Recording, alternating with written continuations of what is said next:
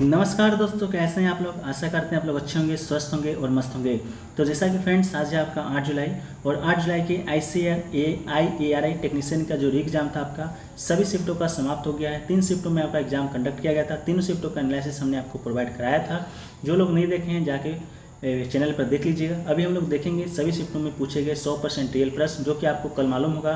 कल हमने आपको 7 जुलाई की ऑल शिफ्ट का वीडियो बताया था, जिसमें से आपका हर शिफ्ट में आपका 5 से 6 जो प्रश्न हैं डायरेक्ट हूबहू देखे गए थे। बाकी 4 से जो 5 प्रश्न है वो दोस्तों आपका एक्स्ट्रा फैक्ट से देखे गए थे। ठीक है, नहीं विश्वास है तो कमेंट सेक्शन में जाकर देख लीजिएगा। आप लोगों को बहुत सारे स्टूडेंट हैं जो कि प्रतिक्रिया अपना दिए हैं। ठीक है, तो चलिए आज हम शुरू करते हैं पहला प्रश्न की ओर। तो आज का जो हमारा पहला प्रश्न वो दोस्तों पूछा गया था वह है कि वस्तु से बड़ी छवि प्राप्त करने के लिए कोई भी इसका उपयोग कर सकता है। तो इसका ऑप्शन में दिया गया था अवतल दर्पण, उत्तल दर्पण। इसका जो राइट आंसर हो जाएगा आपका अवतल दर्पण हो जाएगा। ठीक है, नेक्स्ट क्वेश्चन पूछा गया था कि चम्मच का जो भीतरी भाग होता है किस भाग का दर्पण प्रदान करता है। तो चम्मच का जो भीतरी भाग होता है वो दोस्तों आपका अवतल दर्पण का अवतल दर्पण प्रदान करता है, और जो आपका बाहरी भाग होता है वो दोस्तों आपका उत्तल दर्पण आपका दिखता है। ठीक है, नेक्स्ट क्वेश्चन पूछा गया था कि फसल कटाई के बाद चाकन गान गगई नगई त्यौहार किस प्रदेश में मनाया जाता है। तो इसका राइट आंसर आपका हो जाएगा मध्य प्रदेश। ठीक है, नेक्स्ट क्वेश्चन पूछा गया था कि पाइरूवेट को इथेनॉल में बदलने की प्रक्रिया को क्या कहते हैं। तो इसका जो राइट आंसर दोस्तों हो जाएगा किन्वेंट। और बदलते किससे हैं तो ईस्ट की सहायता से आपको इसको बदलते हैं पाइरूवेट को इथेनॉल में। ठीक है, नेक्स्ट क्वेश्चन पूछा गया था कि मुचल पिल लानगढ़ ड्राइव इन बीच कहाँ पर स्थित है। तो इसका राइट आंसर आपका केरल हो जाएगा। नेक्स्ट क्वेश्चन पूछा गया था कि मानव विकास रिपोर्ट पहली बार कब प्रकाशित किया गया था। तो मानव विकास जो रिपोर्ट है पहली बार आपका 1990 में प्रकाशित किया गया था। अगला है कि सांची स्तूप का निर्माण कहाँ हुआ था। तो इसका जो निर्माण है भारत के मध्य प्रदेश में हुआ था। निर्माण किसने कराया था, निर्माण आपका अशोक ने कराया था। अशोक की बात करें तो ये कौन था, आपका मौर्य वंश का एक शक्तिशाली शासक था, जिसने आपका कलिंग युद्ध भी किया था, जो कि बार बार आपका एग्जाम का पार्ट बनता है 261 BC में। ठीक है, और मौर्य वंश की बात करेंगे तो इसका स्थापना आपका चंद्रगुप्त मौर्य किया था, नंद वंश के अंतिम राजा महापद्मनंद को हराकर। ठीक है, इसको याद रखिएगा। नेक्स्ट क्वेश्चन पूछा गया था कि किन जानवरों में रक्त केवल एक बार हृदय से बहता है। तो लोबिया, गिरगिट और सेलामेंडर, ये 3 जानवर हैं जिसमें जो रक्त है केवल एक बार ही बहता है। नेक्स्ट क्वेश्चन पूछा गया था कि नील विद्रोह वर्ष 1859 में डैश में हुआ था, जगह का नाम पूछा गया था। तो आपका इसका राइट आंसर क्या हो जाएगा, बंगाल हो जाएगा। नेक्स्ट क्वेश्चन पूछा गया था कि एकल परिसंचरण तंत्र किसमें होता है। तो एकल जो परिसंचरण तंत्र वो दोस्तों आपका मछलियों में होता है। तो राइट आंसर आपका मछली हो जाएगा। मछलियों का जो हृदय होता है 2 कक्षीय होता है, जिसमें एक आलिंग और एक निलय होता है। ठीक है, इसके अलावा 4 चैम्बर हट किस में होता है। तो क्रोकोडाइल में होता है, ऑस्ट्रिच में होता है, पिजन में होता है, बैट में होता है, आपका व्हेल में होता है। इसके अलावा 3 चैम्बर एक हृदय वाला जीव कौन कौन सा है। तो फ्रॉग है, सैलामेंडर है, फ्लाइंग लिजार्ड है, किंग कोबरा है।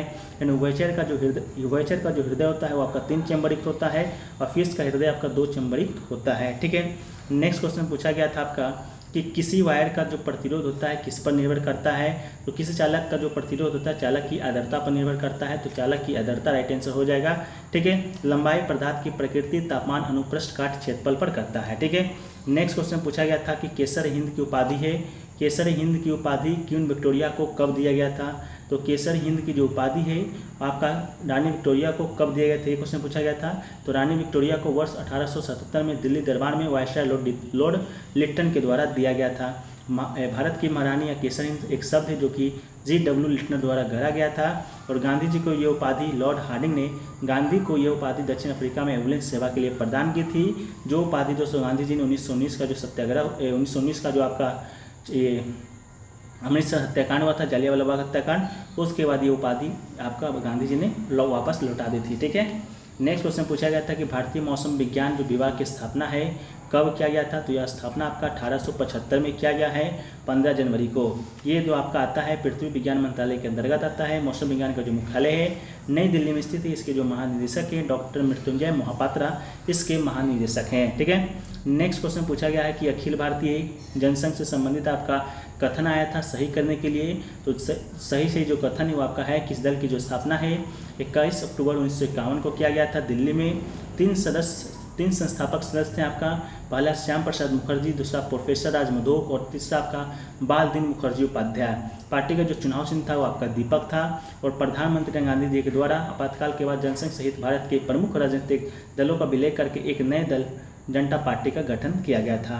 नेक्स्ट क्वेश्चन है कि एनडीआरएफ के खाते का किसके द्वारा वार्षिक ऑडिट किया जाता है? तो नियंत्रक एवं महालेखा परीक्षक के द्वारा किया जाता है। एनडीआरएफ का फुल फॉर्म होता है नेशनल डिजास्टर रिस्पांस फोर्स, ठीक है।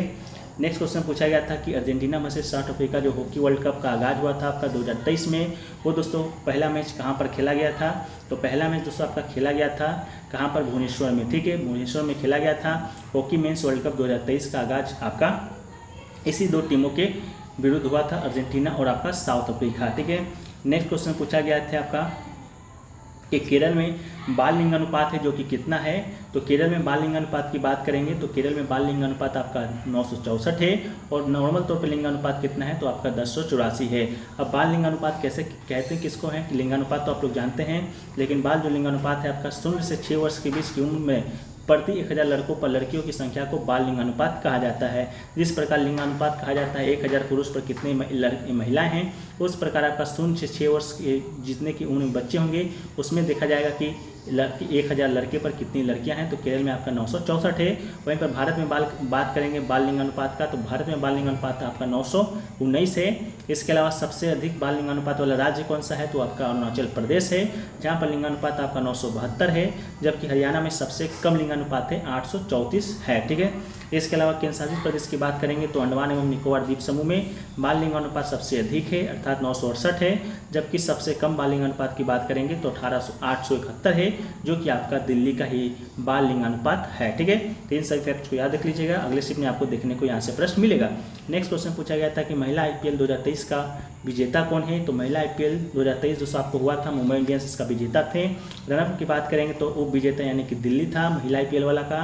विनर को 6 करोड़ मिले थे, रनअप को 3 करोड़, थर्ड प्लेस पे जो आया था 1 करोड़, टोटल 10 करोड़ का आपका प्राइज राशि था महिला आईपीएल 2023 में, ठीक है। इसके अलावा पुरुष की बात करेंगे, पुरुष वाला का 2023 का आईपीएल का तो आपको हुआ था, जीता कौन था? चेन्नई जीता था, ठीक है। जीता कौन था? चेन्नई जीता था। रनअप कौन रहा था? तो आपका गुजरात जायंट्स आपका रनअप रहा था, ठीक है। चेन्नई आपका 2023 का जो आईपीएल जीता था, जीतने के साथ आपका 5वां ट्रॉफी आपका हासिल किया है पूरे आईपीएल में। इसके अलावा चेन्नई के साथ साथ 5वां जो ट्रॉफी वो जीता है आपका मुंबई इंडियंस, इसको भी आप लोग याद रखिएगा, ठीक है।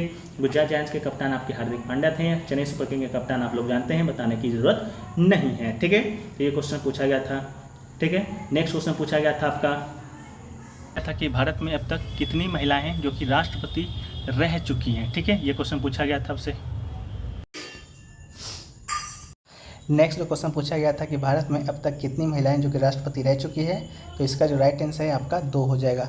अभी तक भारत में 2 ऐसी महिलाएं हैं जो कि राष्ट्रपति रह चुकी है। पहला जो राष्ट्रपति आपका रही हैं, तो पहला जो आपका भारत की महिला राष्ट्रपति रही थी वो आपका प्रतिभा देवी सिंह पाटिल रही थी, जिनका जो कार्यकाल था आपका 25 जुलाई 2007 से 25 जुलाई 2012 तक का था, ठीक है। लेकिन वर्तमान में भी जो आपके राष्ट्रपति हैं वो आपके भारत की महिला ही हैं। उनका नाम है आपका द्रौपदी मुर्मू, जो भारत की 15वीं राष्ट्रपति हैं, और प्रतिभा देवी सिंह पाटिल जो कि भारत की 12वीं राष्ट्रपति थी, ठीक है। ये आपका जो द्रौपदी मुर्मू का जो कार्यकाल है आपका 25 जुलाई 2022 से आपका स्टार्ट हुआ है, ठीक है। तो अब तक कितनी महिलाएं राष्ट्रपति रह चुकी है? तो 2 इसका आपका राइट आंसर हो जाएगा। नेक्स्ट क्वेश्चन पूछा गया था कि वांगला जो फेस्टिवल है वो आपका किस राज्य में मनाया जाता है? तो वांगला जो फेस्टिवल है भारत के पूर्वोत्तर में स्थित मेघालय राज्य और उत्तरी बांग्लादेश के कुछ क्षेत्रों में बसने वाले गारो समुदाय के द्वारा महीने के नवंबर में फसल कटाई से संबंधित एक उत्सव है, ठीक है। तो इससे क्या निकल के आता है कि इसका जो राइट आंसर है आपका क्या हो जाएगा? मेघालय हो जाएगा। ये कौन से समुदाय के लोग मनाते हैं? तो गारो समुदाय के लोग मनाते हैं। कब मनाया जाता है? तो नवंबर के महीने में मनाया जाता है। ये कौन सा त्यौहार है? तो फसल कटाई से संबंधित त्यौहार है, ठीक है। तो इतना फैक्ट्स आप बांग्ला महोत्सव से बांग्ला फेस्टिवल से याद रखिएगा, ठीक है। नेक्स्ट क्वेश्चन पूछा गया था हीरे का अपवर्तनांक कितना होता है? रिफ्रैक्टिव इंडेक्स ऑफ डायमंड का पूछा गया था, जो कि आपका 2.42 दिया गया था। ये भी क्वेश्चन आपका रिपीटेड है, जो कि पीडीएफ में शामिल किया गया था। साथ में साथ आपका पानी का भी अपवर्तनांक सूचकांक को डाला गया था, जिसको जो होता है 1.33। कांच का भी कल पूछा जा चुका है, जिसका राइट आंसर था 1.52 आपका ऑप्शन में था। निर्वात में आपका जो अपवर्तनांक सूचकांक होता है वो 1 होता है, हीरा का तो 2.40 होता ही है, ठीक है। इसका राइट आंसर हो जाएगा। नेक्स्ट क्वेश्चन पूछा गया था कि प्रार्थना समाज का जो स्थापना है कब और कहाँ हुआ था, तो इसका जो राइट आंसर आपका हो जाएगा कब हुआ था तो 1867 में हुआ था। कहाँ हुआ था तो मुंबई में हुआ था। किसने किया था तो आत्माराम पांडुरंग ने किया था। कोई भी आपका जब समाज आता है या सोसाइटी आता है या कोई भी आपका पॉपुलर चीज़ आता है जो कि स्थापना संबंधित पूछा जाता है, तो हम आपसे बार बार कहते हैं कि किसी चीज़ को याद रखिए तो कब कहाँ और किसने, ठीक है। 3 चीज़ को आपको याद रखना है, कब कहाँ और किसने। तो आपको 2 आपका आज पूछा गया था, कब और कहाँ, ठीक है। कहाँ किसने किया था ये नहीं पूछा गया था, तो इसको भी याद रख लीजिए। आपका 10 तारीख को पक्का पूछा जाएगा, ठीक है। इस समाज का प्रमुख जो उद्देश्य था लोगों को केवल एक भगवान में विश्वास कराना था और केवल एक ही भगवान की पूजा करना था, ठीक है। इसके अलावा और भी कुछ समाज है, जैसे कि आपका प्रार्थना समाज तो हो गया आत्माराम पांडुरंग के द्वारा। ब्रह्म समाज की स्थापना किया गया था राजा राम मोहन राय के द्वारा, शायद आपका 1828 ईस्वी में किया गया था, ठीक है, कन्फर्म है। इसके अलावा वैद्य समाज की स्थापना केशव चंद्र सेन और के श्रीधरदू के द्वारा किया गया था। आर्य समाज की स्थापना आपका दयानंद सरस्वती जी के द्वारा किया गया था। सबको देख लीजिएगा कि कहाँ किया गया था और कब किया गया था, ठीक है। हम आपको बता दिए कि किसने किया था, ठीक है। बाकी आप लोग देखकर कमेंट सेक्शन में बता दीजिएगा, ठीक है। नेक्स्ट क्वेश्चन पूछा गया था कि भारत के पहले प्रधानमंत्री कौन है, ये क्वेश्चन पूछा गया था। तो पाकिस्तान के संस्थापक जनक में से रहे एक नवाबजादा लियाकत अली खान पाकिस्तान के पहले प्रधानमंत्री थे, ठीक है। तो आपका इसका राइट आंसर क्या हो जाएगा, लियाकत अली खान हो जाएगा, ठीक है। उनका जो कार्यभार था वो आपका 15 अगस्त 1947 को शुरू हुआ था और 16 अक्टूबर 1951 तक इसे संभाले रखा था, ठीक है। तो लियाकत अली खान इसका राइट आंसर आपका हो जाएगा, ठीक है। इसके अलावा पाकिस्तान के वर्तमान में प्रधानमंत्री कौन है ये आप लोग कमेंट सेक्शन में बता दीजिए। भारत के प्रथम प्रधानमंत्री कौन थे, तो आपके जवाहरलाल नेहरू थे। प्रथम राष्ट्रपति कौन थे, तो आपके राजेंद्र प्रसाद जी थे। प्रथम कानून मंत्री कौन थे, तो आपके भीमराव अम्बेडकर साहब थे। इसके अलावा गृह मंत्री कौन थे, तो आपके सरदार पटेल भाई थे, ठीक है। नेक्स्ट क्वेश्चन पूछा गया था कि आरटीआई एक्ट कब आया था, तो आरटीआई एक्ट मतलब राइट टू इन्फॉर्मेशन यानी कि सूचना का जो अधिकार है 2005 में आया था। 2005 में 15 जून को आपका अधिनियमित किया गया था, लेकिन पूर्णतः 12 अक्टूबर 2005 को इसे संपूर्ण धाराओं के साथ लागू कर दिया गया था। तो 2005 आपका राइट आंसर हो जाएगा। अगर आपसे पूछा गया था कि एक्ट आया कब था, अगर डेट भी पूछा गया था तो 15 जून हो जाएगा और इसे लागू कर दिया गया था 12 अक्टूबर को, इसको याद रखिएगा, ठीक है। नेक्स्ट क्वेश्चन पूछा गया था आपका कि फरवरी 2023 तक महासागर को साफ रखने के लिए भारत और किस देश के साथ एग्रीमेंट हुआ है, ठीक है। तो इसका भी जो आंसर है आपका नहीं मिल पाया है, क्वेश्चन में थोड़ा सा कुछ मिसस्पेल्ड होगा।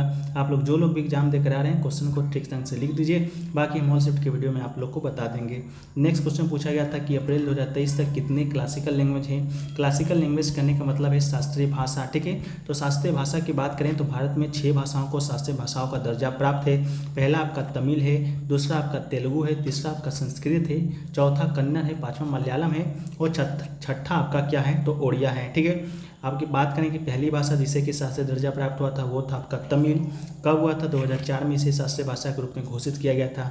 सेकंड में आपका 2005 में आपका किसे घोषित किया गया है, संस्कृत को घोषित किया गया है। 2008 में आपका कन्नड़ को घोषित किया गया है। 2008 में ही आपका तेलुगु को भी घोषित किया गया है और 2013 में आपका मलयालम को शास्त्रीय भाषा का दर्जा दिया गया है। और आपका 2014 में बात करें तो आपका उड़िया को आपका शास्त्रीय भाषा का दर्जा दिया गया है। उड़िया जो भाषा है आपका शास्त्रीय भाषा सबसे नवीनतम जो शास्त्रीय भाषा है वो आपका ओडिया ही है। सबसे पुराना कौन है तो आपका तमिल है। ये तो आपका बात हो गया शास्त्रीय भाषा का। अब हम लोग बात कर लेते हैं शास्त्रीय नृत्य का। तो शास्त्रीय भाषा आपका जिस प्रकार 6 है उस प्रकार शास्त्रीय नृत्य कितना है तो 8 है। कौन कौन सा है तो उसको भी एक झटके में हम लोग देख लेते हैं। पहला है आपका भरतनाट्यम है जो कि सबसे पुराना है, ये आपका कहाँ का है तमिलनाडु का है। दूसरा आपका बात करें तो आंध्र प्रदेश का क्या है तो आपका जो कुचिपुड़ी है वो दोस्तों आपका आंध्र प्रदेश का है। कहाँ का है तो आंध्र प्रदेश का है। एक आपका सतरिया है जो कि दोस्तों आपका असम का है।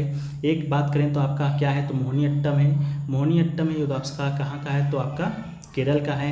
मोहिनीअट्टम के साथ आपको एक कथकली याद रखना है जो कि आपका कहाँ का है केरल का ही है, ठीक है। एक आपका मणिपुरी शास्त्रीय नृत्य ये कहाँ का है तो ये आपका मणिपुर का है। एक आपका बात करना है तो उड़ीसी याद रखना है, ये कहाँ का है तो ये दोस्तों आपका उड़ीसा का है, ठीक है। इसके बाद एक आपका बच गया कथक जो कि दोस्तों कहाँ का है तो ये आपका यूपी का है, यानी कि उत्तर भारत में इसकी श्रेणी में भी आता है, ठीक है। तो इतना आपको याद रखना है, कथक शास्त्रीय भाषा और शास्त्रीय नृत्य, ठीक है। चलिए नेक्स्ट क्वेश्चन की हम लोग बढ़ते हैं। तो नेक्स्ट जो क्वेश्चन है वो दोस्तों आपसे पूछा गया है कि 2021 का chess player of the player कौन था, chess player of the year, ठीक है। इसका राइट आंसर आपका क्या हो जाएगा, अभिमन्यु मिश्रा हो जाएगा। अभिमन्यु जो मिश्रा है, 12 वर्षीय अभिमन्यु मिश्रा चेस के सबसे कम उनके ग्रैंड मास्टर बने थे 2021 में। इन्हें ही chess player of the year के नाम से नामित किया गया था, ठीक है। नेक्स्ट क्वेश्चन पूछा गया था कि सरिस्का जो टाइगर रिजर्व है वो दोस्तों आपका स्थित कहाँ पर है।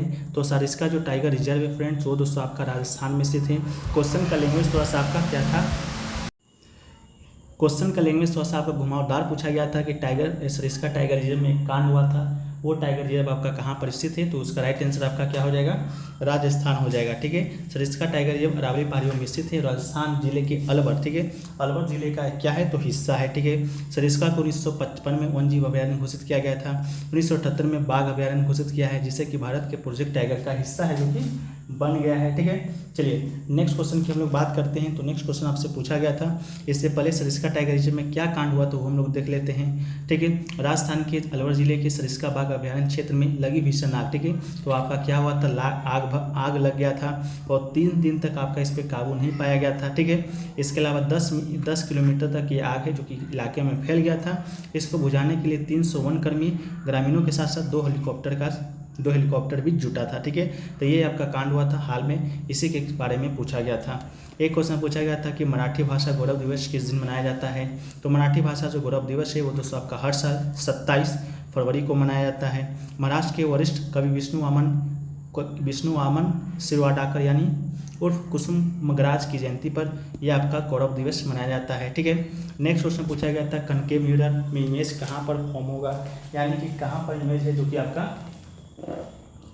बनेगा, ठीक है। तो कनकेव मिरर में दोस्तों आपका जो इमेज है वो कहाँ पर बनता है, तो जब वस्तु फोकस बिंदु से परे किसी स्थान पर स्थित होती है तो छवि हमेशा दर्पण के विपरीत दिशा में कहीं स्थित होगी, भले ही वस्तु के सामने, ठीक है, कहीं भी स्थित हो, छवि हमेशा दर्पण के पीछे होता है, ठीक है। तो दर्पण के पीछे इसका क्या हो जाएगा, आपका राइट आंसर आपका हो जाएगा, ठीक है। नेक्स्ट क्वेश्चन आपका देखिए पूछा गया था, नेक्स्ट क्वेश्चन पूछा गया था, उससे पहले हम लोग देख लेते हैं। देखिए जो प्रश्न आपका रिपीट हुआ है जो कि स्टूडेंट के द्वारा ही ये भेजा गया था। पहला पूछा गया था कि निम्नलिखित में से किस क्षेत्र में काठियावाड़ी भाषा बोला जाता है, ठीक है। ये हमारे PDF का स्क्रीनशॉट है जो कि स्टूडेंट के द्वारा भेजा गया है। तो इसका राइट आंसर आपका सौराष्ट्र हो जाएगा, ये दोस्तों पूछा गया था। हमने आपको बताया था कि गुजरात में जो सौराष्ट्र जगह का नाम है वहाँ पर काठियावाड़ी भाषा बोला जाता है। साथ में हमने आपको ये भी बताया था कि दक्षिणी गुजरात में सुरती भाषा, मध्य गुजरात में चरोटारी भाषा, कच्छ में कच्छी भाषा और बोला जाता है, ठीक है। तो ये आपका राइट आंसर हो जाएगा सौराष्ट्र। इसके अलावा एक क्वेश्चन पूछा गया था गौतम बुद्ध का जन्म है जो कि कहाँ हुआ था। कल आपका पूछा गया था नेपाल के किस क्षेत्र में हुआ था। आज पूछा गया था कि कहाँ हुआ था, लुम्बिनी आपके ऑप्शन में दिया गया था जो कि आपका राइट आंसर हो जाएगा। गौतम बुद्ध का जो जन्म है आपका कहाँ हुआ था, लुम्बिनी, जो कि पड़ता कहाँ है, नेपाल में। नेपाल के भी किस भाग में, तो दक्षिणी भाग में, ठीक है। इनका जो जन्म है आपका 563 BC में हुआ था, यानी कि ईसा पूर्व में हुआ था, और 483 ईसा पूर्व में इनका है जो कि मृत्यु हो गया था। गौतम बुद्ध की बात करें तो बौद्ध धर्म के संस्थापक थे, ठीक है। इनको बौद्ध धर्म का जो स्थापना किए थे, इनको ज्ञान की प्राप्ति कहाँ हुआ था, तो बौद्ध गया में हुआ था, जो कि आपके ऑप्शन में भी दिया गया था। तो बौद्ध गया में इनको ज्ञान की प्राप्ति हुआ था। पहला उपदेश की बात करें तो पहला उपदेश कहाँ दिए थे, तो सारनाथ में दिए थे, ठीक है। इसके अलावा इनका जो मृत्यु हुआ था ये कहाँ हुआ था, तो ये आपका कुशीनारा में हुआ था, ठीक है। तो इतना फैक्ट्स आपको गौतम बुद्ध से संबंधित है जो कि याद रखने की जरूरत है। नेक्स्ट क्वेश्चन देखिए पूछा गया था 2011 की जनगणना के अनुसार अनुसूचित जनजाति की संख्या कितनी है, ये नहीं पूछा गया था। क्वेश्चन आपसे पूछा गया था कि आपका जो लास्ट जनगणना है वो दोस्तों आपका कब हुआ है, ठीक है। तो लास्ट जनगणना यानी कि अंतिम जनगणना है वो दोस्तों आपका कब हुआ है। तो अंतिम जनगणना की बात करें तो ये दोस्तों आपका हुआ है 2011 ईस्वी में, ठीक है। तो 2011 आपका राइट आंसर हो जाएगा।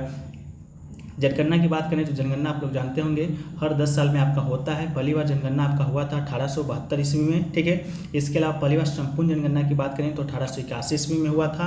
इसके अलावा स्वतंत्र भारत में पहली जनगणना हुआ था 1951 ईस्वी में। उसी से हर 10 साल बाद आपका जनगणना जो कि होता है 51 में हुआ, 61 में हुआ, 71 में, 81 में हुआ, 91 में हुआ, 2001 में हुआ, 2011 में आपका लास्ट हुआ था। तो स्वतंत्रता के बाद आपका ये 7वीं जनगणना था जो कि 2011 में हुआ था।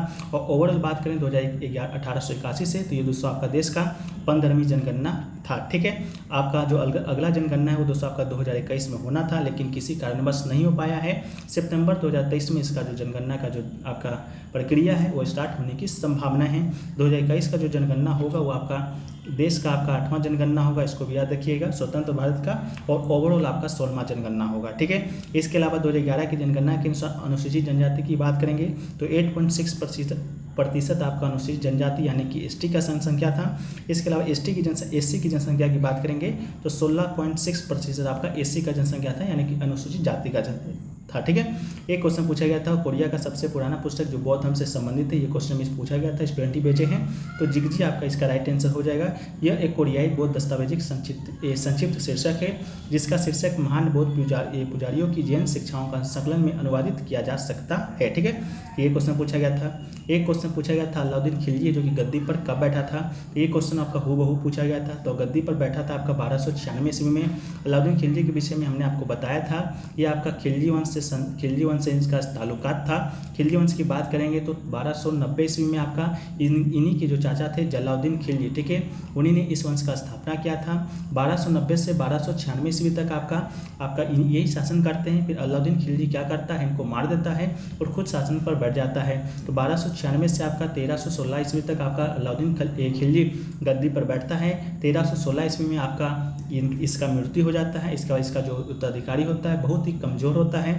तो 1320 ईस्वी में आपका गाजी मलिक आता है जो कि गयासुद्दीन तुगलक के नाम से आपका तुगलक वंश का स्थापना करता है। ठीक है, तो 1320 में आपका तुगलक वंश का स्थापना होता है। करता कौन है, तो गयासुद्दीन तुगलक आपका इसका स्थापना करता है जो कि 14 से 14 ईस्वी तक आपका तुगलक वंश का शासन रहता है। ठीक है, तो दिल्ली सल्तनत से आपका ये प्रश्न बार बार आपका बन रहे हैं, तो इतने फैक्ट्स को याद रख लीजिए, बाकी हम आपको PDF में शामिल कर देंगे। ठीक है, एक क्वेश्चन देखिए पूछा गया था, ये स्टूडेंट भेजे, इससे क्या प्रश्न बना था हमको तो मालूम नहीं लग सका है और स्टूडेंट से वार्तालाप भी नहीं हुआ था। जो लोग एग्जाम देकर आ रहे हैं इससे क्या प्रश्न आपसे बना था, ये आपका चीन से किलोमीटर से संबंधित आप कमेंट सेक्शन में बता दीजिएगा। इसके बारे में हम लोग डिस्कस कर देते हैं कि क्या क्या प्रश्न बन सकता है। तो भारत सबसे ज़्यादा सीमा किसके साथ साझा करता है, तो आपका ये करता है बांग्लादेश के साथ, सबसे ज़्यादा सीमा साझा करता है। तकरीबन आपका 4000 किलोमीटर सीमा है किलोमीटर आपका भारत उसके साथ साझा करता है। सबसे छोटा सीमा आपका बांग्लादेश के साथ साझा करता है 106 किलोमीटर। इसके अलावा भारत है जो कि 7 अंतर्राष्ट्रीय देशों का सीमा साझा करता है, उसमें आपका एक बांग्लादेश, दूसरा चीन, तीसरा पाकिस्तान, चौथा नेपाल, 5वां म्यांमार, छठा भूटान और 7वां अफगानिस्तान है। चीन को भी याद रख लीजिएगा, 3448 किलोमीटर सीमा साझा करता है। पाकिस्तान 3323 किलोमीटर का सीमा साझा करता है। नेपाल 1751 किलोमीटर की सीमा साझा करता है। म्यांमार 1643 किलोमीटर सीमा साझा करता है। भूटान का सबसे ईजी है 699 किलोमीटर और अफगानिस्तान 106 किलोमीटर का जो आपका सीमा साझा करता है। ठीक है, तो क्वेश्चन की ओर बढ़ें तो नेक्स्ट क्वेश्चन है आपका कि जामा मस्जिद का जो निर्माण है कौन से सन में हुआ था, यानी कि ईस्वी में हुआ था। जामा मस्जिद का निर्माण आपको मालूम होगा शाहजहां ने कराया था। शाहजहां कौन था, मुगल बादशाह था। तो 1656 में दोस्तों आपका ये जो जामा मस्जिद का निर्माण है वो दोस्तों पूरा हुआ था। इसके अलावा जामा मस्जिद की बात करेंगे तो भारत की सबसे बड़ी मस्जिद में से एक है। 1 रुपये का लागत हुआ था। 1664 और 1656 के बीच मुगल बादशाह के समय में बनवाया गया था। इसके अलावा जामा मस्जिद को मस्जिद जहानुमा या दुनिया की मस्जिद कमांडिंग व्यू के रूप में जाना जाता है। इसे सम्राट शाहजहां की प्रमुख मस्जिद के रूप में डिजाइन किया गया था।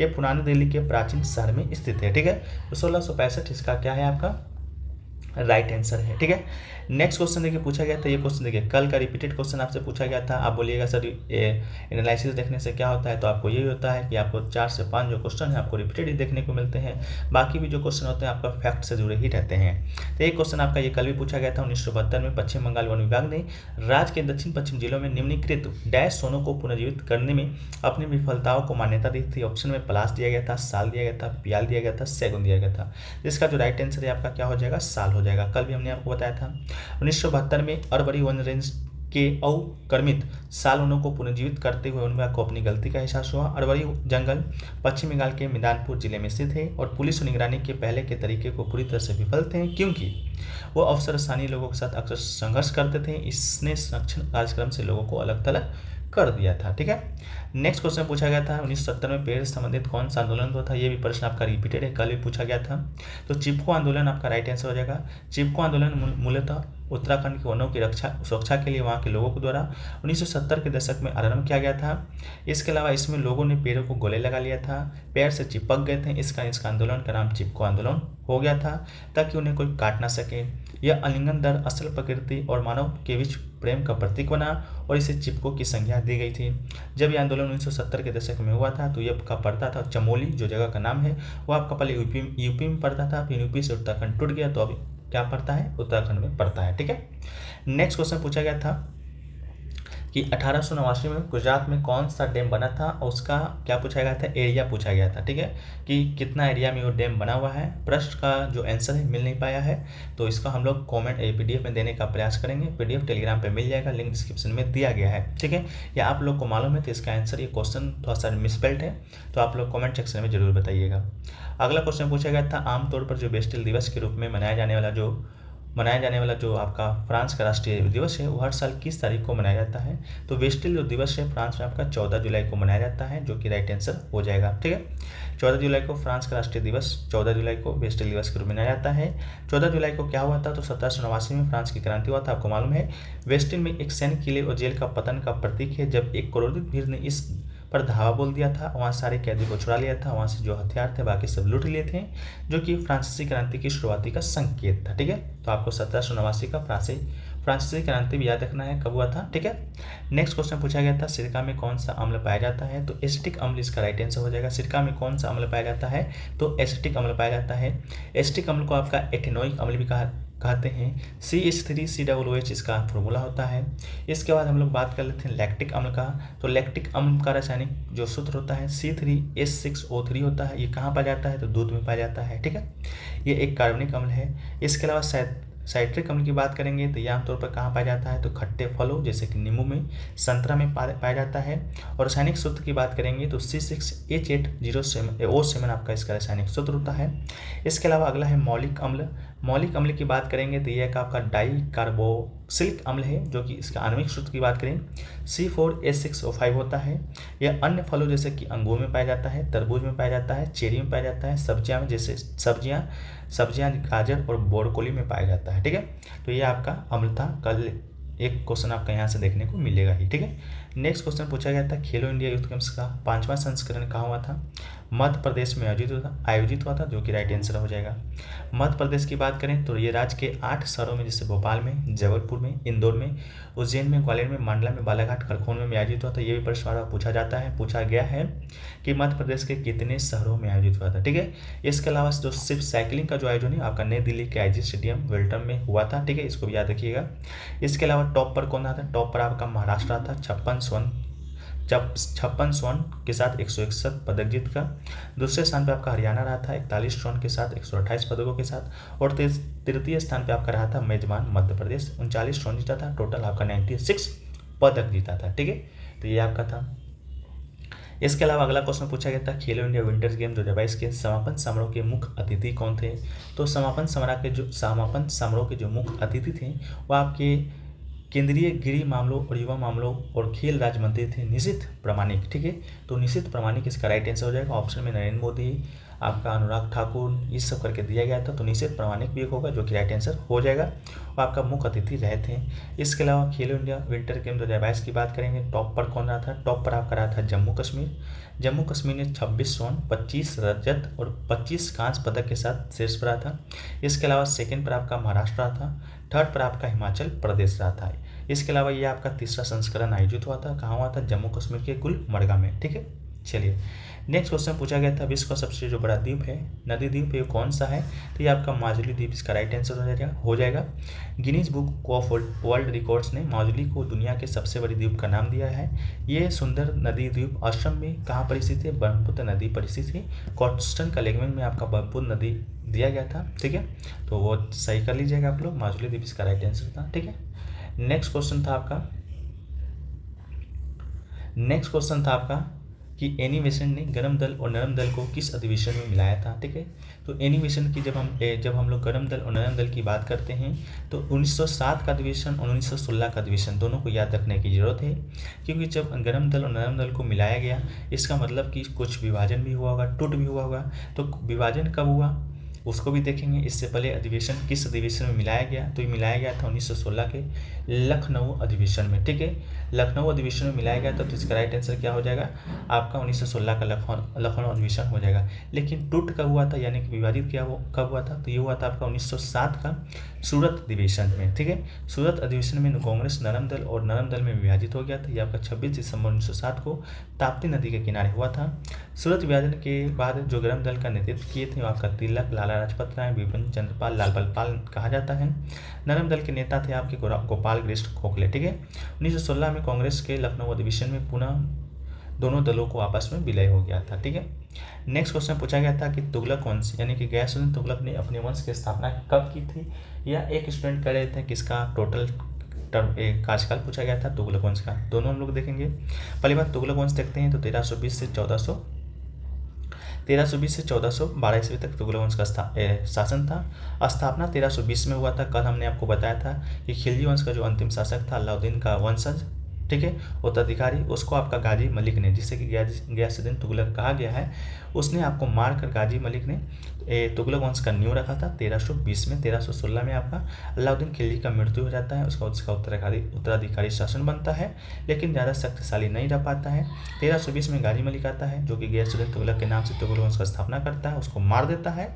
इसके बाद आपका गयासुद्दीन तुगलक जो है आपका 1320 से 1325 तक शासन करता है, ठीक है। इसके बाद दिल्ली सल्तनत के कुछ आपके महत्वपूर्ण जो सल्तनत के शासक हैं उसको हम लोग देखेंगे, जो कि हर शिफ्ट में आपका एक प्रश्न यहाँ से देखने को मिल रहा है, तो थोड़ा सा धैर्य रखिएगा। जिनका एग्जाम है, जिनका एग्जाम नहीं है, वीडियो को आगे बढ़ाकर अपना आंसर को मिला लीजिएगा। पहला वंश तो आपका दिल्ली सल्तनत का वो था आपका मामलुक वंश, जो कि आपका 1206 से 1290 तक रहता है।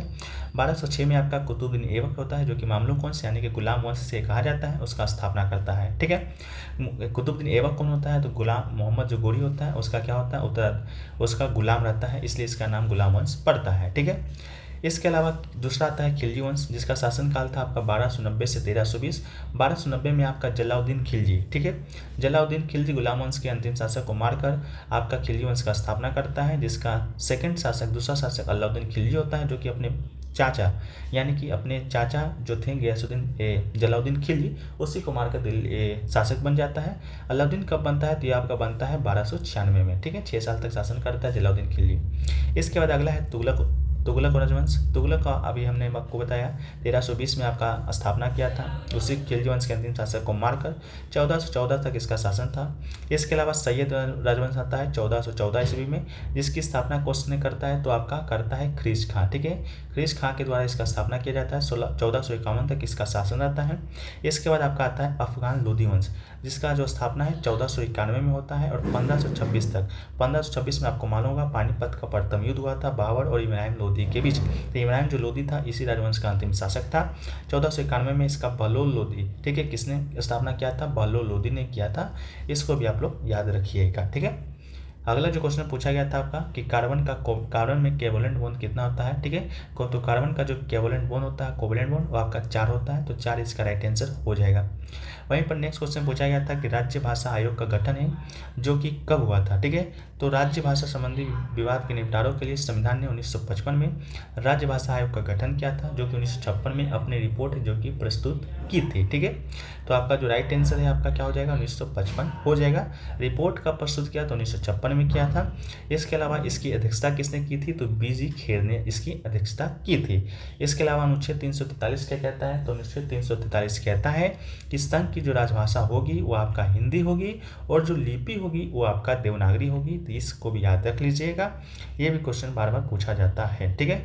एक क्वेश्चन देखिए पूछा गया था कि 2011 की जनगणना के अनुसार एसटी का साक्षरता दर पूछा गया था। अगर पूछा गया होगा इसका राइट आंसर 59% हो जाएगा। इसके अलावा एसटी की हम लोग जब बात करते हैं, कल बार बार ये क्वेश्चन पूछा गया था हर शिफ्ट में, तो एसटी का जो परसेंटेज है पूरे भारत में वो है आपका 8.6% 2011 की जनगणना के अनुसार। इसके अलावा एससी का जो परसेंटेज है वो आपका है 16.6%। बार बार कल ये तीनों शिफ्ट में लगभग पूछा ही जा चुका है, तो इसको भी याद रख लीजिएगा। इसके अलावा एक क्वेश्चन देखिए पूछा गया था कि द्रोणाचार्य अवार्ड लाइफ टाइम किस खेल से संबंधित है। ये क्वेश्चन का सत्यापन हम नहीं करते हैं क्योंकि स्टूडेंट के द्वारा कंफर्म नहीं बताए गए हैं, लेकिन स्टूडेंट के द्वारा कुछ बताए गए थे कुछ स्टूडेंट के द्वारा। ऑप्शन में रेसलिंग, क्रिकेट, एथलेटिक, बॉक्सिंग था, जो कि ऑप्शन वेरी ही नहीं करता है, क्योंकि द्रोणाचार्य जो अवार्ड है वो किसे दिया जाता है, तो दिया जाता है कोच को। कोच को किस खेल में दिया जाता है, तो कोई भी खेल का कोच को दिया जाता है। ये कोई नहीं कि रेसलिंग का ही कोच को दिया जाएगा या क्रिकेट का ही कोच को दिया जाएगा, ये किसी भी खेल के कोचों को ये पुरस्कार है जो कि दिया जाता है। पहली बार आपको 1985 में दिया गया था। इसे रेसलिंग के कोच भालचंद्र भास्कर भागवत को दिया गया था, ठीक है। तो पहली बार अगर पूछा होगा तो रेसलिंग इसका राइट आंसर हो सकता है। कल पूछा गया था कि रोहित शर्मा के कोच को कौन सा पुरस्कार दिया गया था, तो द्रोणाचार्य अवार्ड ही दिया गया था। दिनेश जवाहर लाल रोहित शर्मा के कोच हुआ करते थे। ठीक है, इसके अलावा आपको बता दें अगला जो क्वेश्चन पूछा गया था वो क्वेश्चन देखिए पूछा गया था आपका कि इनमें से कौन सा ऑब्जेक्ट है जो कि ब्रॉड व्यू दिखाता है। ठीक है, ये क्वेश्चन पूछा गया था। ऑप्शन में शायद आपका दिया गया था उत्तल लेंस, एक आपका दिया गया था उत्तल दर्पण, एक दिया गया था अवतल लेंस। ठीक है, तो इसका आंसर भी मुझे नहीं मालूम है, आप लोग कमेंट सेक्शन में डिस्कस कर लीजिएगा। एक क्वेश्चन देखिए इस प्रकार करके पूछा गया था कि किस में ब्लड है जो कि एक बार सर्कुलेट होता है या होगा। इस प्रकार का लैंग्वेज का कोई क्वेश्चन था, कमेंट में आप लोग बताइएगा। क्वेश्चन का लैंग्वेज नहीं मिल पाया है। प्रश्न वो पूछा गया था कि अमृता देवी अवार्ड है जो कि किसने शुरू किया था। ठीक है, तो अमृता देवी अवार्ड जो कि किसने शुरू किया था, ऑप्शन में शायद आपका राजस्थान दिया गया था, तो राजस्थान आपका राइट आंसर हो जाएगा। ठीक है, हम लोग बात कर लेते हैं अमृता देवी अवार्ड के बारे में। तो अमृता देवी जो बिश्नोई अवार्ड है उसका जो पूरा नाम है अमृता देवी बिश्नोई वन्यजीव संरक्षण पुरस्कार। ठीक है, ये अवार्ड दोस्तों आपका भारत सरकार के द्वारा भी शुरू किया गया है, जो एक आपका राष्ट्रीय पुरस्कार है। ठीक है, ये पुरस्कार अमृता देवी बिश्नोई की याद में दिया जाता है, जो कि राजस्थान के खेजड़ी के पेड़ के एक ग्रोह की रक्षा करने हेतु 1730 में खेजड़ी नरसंहार में मारे गए थे। ठीक है, और ये आपका अवार्ड तो भारत सरकार के द्वारा शुरू किया ही गया था, लेकिन राज्यों के स्तर पर, ठीक है, राज्य स्तरीय अमृता देवी बिश्नोई भी शुरू किया गया था मध्य प्रदेश सरकार के द्वारा और राजस्थान सरकार के द्वारा भी। ठीक है, तो ऑप्शन में आपका राजस्थान दिया गया था, जो कि बिल्कुल आपका राइट आंसर हो जाएगा। ठीक है, चलिए नेक्स्ट क्वेश्चन पे बढ़ते हैं। तो नेक्स्ट क्वेश्चन पूछा गया था कि आपका जो चिपको जो आंदोलन है वो दोस्तों आपका किस गांव में शुरू हुआ था। ठीक है, तो चिपको आंदोलन से संबंधित जो प्रश्न आपके हर शिफ्ट में एक प्रश्न देखने को मिल रहे हैं। तो चिपको आंदोलन के बारे में हम लोग बात करते हैं, तो ये आपका पहली बात तो 1970 में आपका क्या हुआ था, शुरू हुआ था।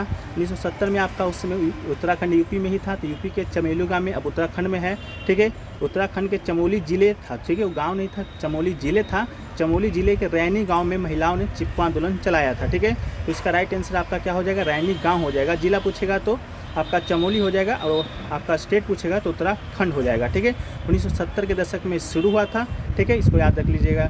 नेक्स्ट क्वेश्चन है किससे संबंधित था, तो पेड़ों को बचाने के लिए संबंधित था। पेड़ कट रहा था, तो बहुत सारे जो लोग हैं पेड़ से चिपक गए थे, पेड़ को काटने नहीं दे रहे थे, इसलिए इसका नामकरण है जो कि चिपको आंदोलन रखा गया था। ठीक है, नेक्स्ट क्वेश्चन पूछा गया था कि फरवरी 2023 तक कितनी डिजिटल बैंकिंग इकाइयां हैं, तो इसका जो राइट आंसर है 75 जिलों में 75 डिजिटल बैंकिंग इकाइयां हैं, तो आपका राइट आंसर क्या हो जाएगा, 75 हो जाएगा। ठीक है, एक क्वेश्चन पूछा गया था जैन धर्म के प्रथम जो तीर्थंकर हैं उसका उपवास काल कितना था। ठीक है, इस प्रकार का कोई प्रश्न पूछा गया था जिसका आंसर जो मिल नहीं पाया है। ठीक है, तो आप लोग कमेंट सेक्शन में बताइएगा। नेक्स्ट क्वेश्चन में पूछा गया था कि स्वास्थ्य सेवा जीवन के ब्रांड एम्बेसडर कौन बने हैं। ऑप्शन में दोस्तों आपको 4 गो क्रिकेटर का नाम दिया गया था। आपका स्मृति मंधाना दिया गया था, जो कि बिल्कुल राइट आंसर हो जाएगा। हर्बल लाइफ स्वास्थ्य सेवा जीवन के जो ब्रांड एम्बेसडर नियुक्त किए आपका स्मृति मंधाना को किया गया, तो राइट आंसर आपका क्या हो जाएगा, स्मृति मंधाना हो जाएगा। नेक्स्ट क्वेश्चन पूछा गया था कि मधुमक्खी के काटने पर क्या लगाते हैं, तो मधुमक्खी के काटने पर आपका बेकिंग सोडा है जो कि लगाया जाता है, घरेलू इलाज है, तो बेकिंग सोडा आपके ऑप्शन में दिया गया था, जो कि राइट आंसर है। नेक्स्ट क्वेश्चन है कि कनाडा के संविधान से भारतीय संविधान में क्या लिया गया है, तो ऑप्शन में दोस्तों आपका अर्धसंघीय सरकार का जो स्वरूप है वो आपके ऑप्शन में था, जो कि कनाडा के संविधान से लिया गया है। इसके अलावा केंद्र की अविभाज्य शक्तियाँ की अवधारणा भी कनाडा के संविधान से ही लिया गया है। साथ में जो अवशिष्ट शक्तियाँ हैं वो भी आपका कनाडा में से ही लिया गया है। इसके अलावा राज्यपाल की नियुक्ति भी लिया गया है, और सर्वोच्च न्यायालय का सलाह क्षेत्राधिकार है जो भी आपका कनाडा के संविधान से ही लिया गया है। ठीक है, तो इतना जो चीज़ है आपका कनाडा के संविधान से हमारे भारतीय संविधान में अंगीकृत किया गया है। ठीक है, नेक्स्ट क्वेश्चन पूछा गया था कि डोगरी जो भाषा है संविधान की 8वीं अनुसूची में कब जोड़ा गया था, तो वर्ष 2004 ऑप्शन में दिया गया था, जो कि राइट आंसर हो जाएगा। 92 आपका संविधान संशोधन हुआ था वर्ष 2003 में, प्रभावी हुआ था 2004 में, तो 2004 ऑप्शन में था। इस समय आपका डोगरी तो जोड़ा ही गया था, साथ में साथ आपका बोडो भी जोड़ा गया था, और मैथिली भी जोड़ा गया था, संथाली भी जोड़ा गया था।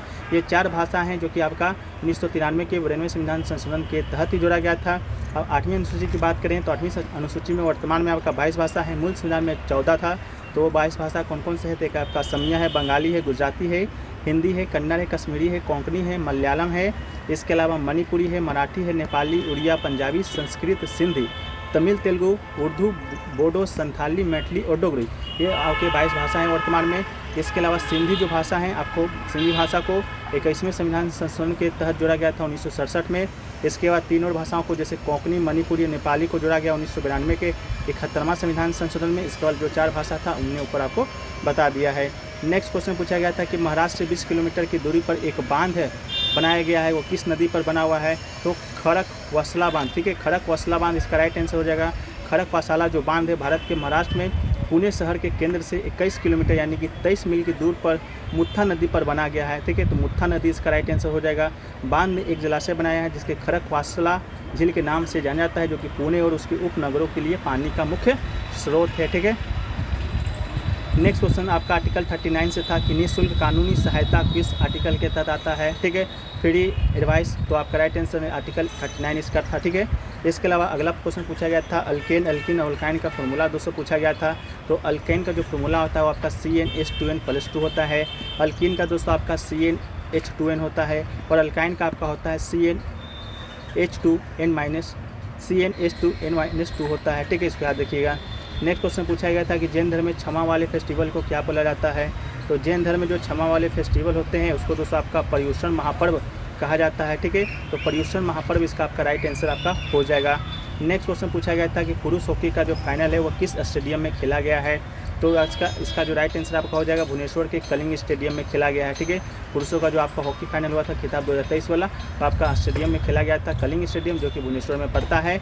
जर्मनी इसका विजेता था और विजेता आपका बेल्जियम था। बेल्जियम को आपका शूट आउट 5-4 से हराकर जर्मनी ने पुरुष हॉकी विश्व कप खिताब 2023 अपने नाम किया था। नेक्स्ट क्वेश्चन पूछा गया था प्लास्टर ऑफ पेरिस का रासायनिक नाम क्या होता है। ठीक है, तो प्लास्टर ऑफ पेरिस का जो रासायनिक नाम दोस्तों आपका हो जाएगा वो आपका कैल्शियम सल्फेट हाइड्रेट इसका रासायनिक नाम हो जाएगा। रासायनिक सूत्र अगर पूछा गया होगा जाएगा तो आपका CaH4 1Y2H2 इसका राइट आंसर हो जाएगा। ठीक है, पेरिस प्लास्टर वास्तव में एक जिप्सम प्लास्टर होता है जो कि पानी के संपर्क में आते ही कठोर हो जाता है। ठीक है, ये क्वेश्चन पूछा गया था। क्वेश्चन पूछा गया था carbon is which type of पूछा गया था। ऑप्शन में टेट्राहाइड्रल, ट्रिवेलेंट, कोवेलेंट और टेट्रावेलेंट दिया गया था, जिसका राइट आंसर आपका क्या हो जाएगा टेट्रावेलेंट हो जाएगा। Carbon is a tetravalent. Next question पूछा गया था केरल का बाल लिंगानुपात कितना होता है। बहुत सारे स्टूडेंट कह रहे थे बाल लिंगानुपात नहीं, सिर्फ लिंगानुपात पूछा गया था। तो केरल का जो लिंगानुपात हो जाएगा वो दोस्तों आपका 1084 हो जाएगा। लिंगानुपात निकालते कैसे हैं, तो 1000 पुरुष पर कितनी महिलाएं हैं उसी की संख्या को लिंगानुपात कहा जाता है। तो केरल का लिंगानुपात पूछा गया था तो 1084, जो कि पूरे भारत में सबसे ज़्यादा लिंगानुपात वाला जो राज्य है वो दोस्तों आपका केरल ही है। ठीक है, सबसे कम वाला कौन है, तो सबसे कम आपका हरियाणा में है लिंगानुपात। ठीक है, इसको भी याद रखिएगा। नेक्स्ट क्वेश्चन पूछा गया था स्वराज पार्टी से संबंधित आपका स्टेटमेंट बेस्ड क्वेश्चन था। इसके प्रेसिडेंट और सेक्रेटरी के बारे में 2 ऑप्शन तो मिला है कि प्रेसिडेंट और सेक्रेटरी था आपके स्टेटमेंट पे, बाकी नहीं मिल पाया है। तो देखिए इसके जो अध्यक्ष थे स्वराज पार्टी की वो तो आपके चेतन दास थे और महासचिव यानी कि सेक्रेटरी की बात करेंगे तो मोतीलाल नेहरू थे। ठीक है, यह पार्टी कांग्रेस के खिलाफ स्वराज पार्टी कहलाई। इसके अलावा स्वराज दल विधान परिषदों में भाग लेने में विश्वास करता था। स्वराज पार्टी का गठन की बात करेंगे तो 1 जनवरी 1923 को आपका CR दास और मोतीलाल नेहरू ने किया था।